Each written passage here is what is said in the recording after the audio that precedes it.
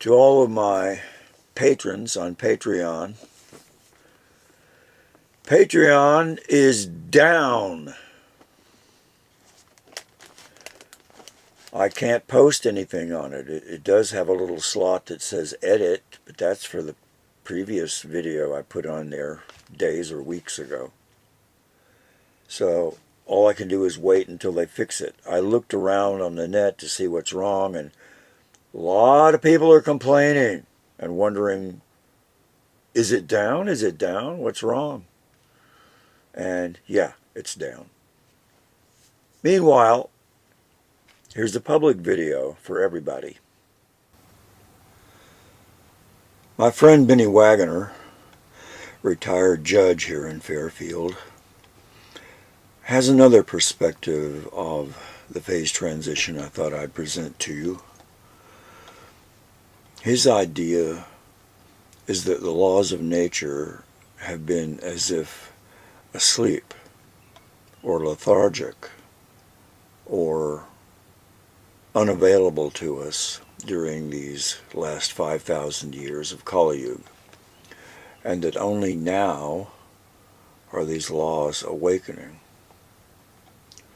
As our new era arises, the creative, positive, and evolutionary values of natural law again start to dominate and overthrow disorder.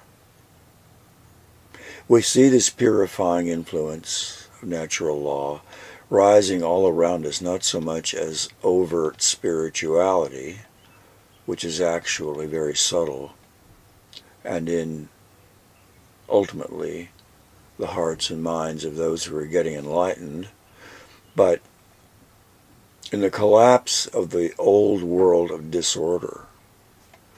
This is a purification, and that creates yet another style of disorder.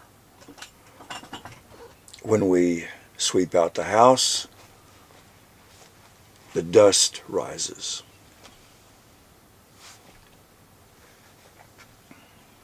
It actually increases the disorder. All that sweeping, all because we're moving toward an end point, an event horizon of the old world. Slowly rising toward a shift, but a sudden and dramatic shift. When scientists witness this in superfluid states, it's called a phase transition, a sudden sharp change from a relatively disordered state to a highly ordered state. For instance, in H2O, where at room temperature water molecules move in a state of random disorder, it's also a highly active state. When we cool the water to 0 degrees or 32 degrees, it changes to a highly ordered crystalline structure, ice. And this order manifests in clouds as symmetry, snowflakes. Snowflakes bursting from a water droplet clung to a dust particle. Uncountable dust particles. Physicists are now exploring the application of a phase transition to this phenomenon on individuals, humans, and even the whole of society. Benefits from increasing order in brainwave activity and even organ function in human physiology and in society as an increase in crime and in accidents and divorce and many other factors in cities that have as little as 1% of the population who are practicing a TM technique This 1% effect was already known to science before TM came along, wherein you introduce order into only 1% of a disorderly system. And very suddenly, the whole system switches over to become orderly. And this effect, of course, is multiplied when those TM practitioners learn the more advanced TM Cities technique and practice it in a group. And in that case, because the superradiance of the group is much more powerful than in the 1% effect, we need only the square root of 1% to cause a phase transition in a city.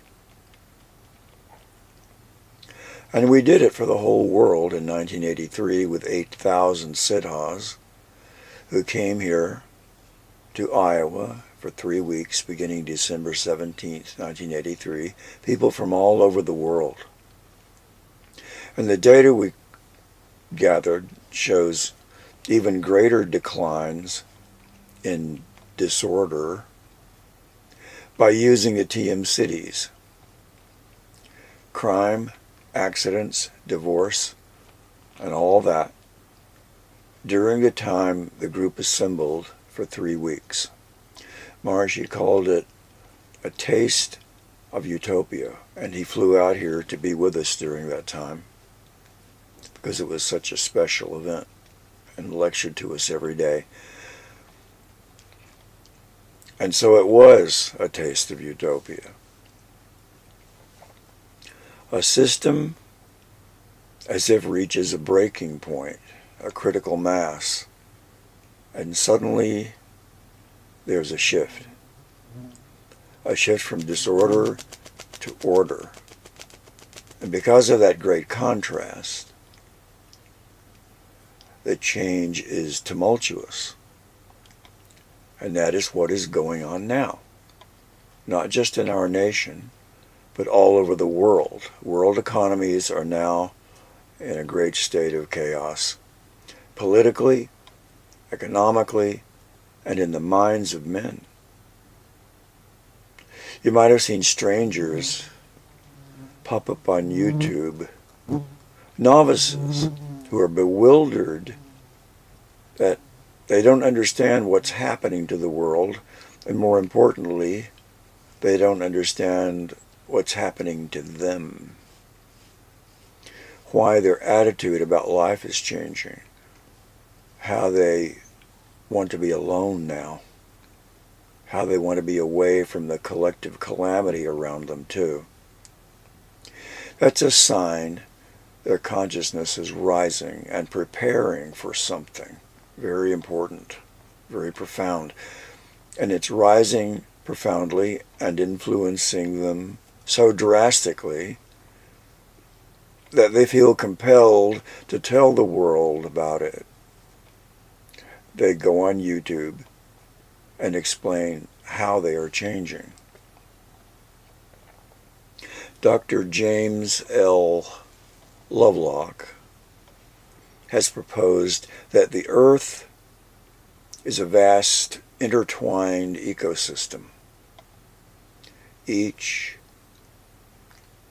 part responds and influences the whole. He calls it Earth Gaia in honor of the Greek goddess for earth. In our era, there are many unresolved souls incarnated on earth, radiating their disorder into the environment, just with their thoughts alone, that we are disrupting the environment. Not me, but some of them, many of them, most of them. And little people are not considered powerful, but are still radiating their stress into the atmosphere all over the earth, and even to the distant galaxies. because everything is connected. This is a new discovery in quantum physics, quantum waves. Everything is connected. Quantum fields. And then they vote in elections and put someone like them into power, so powerful that he directly controls the physical world.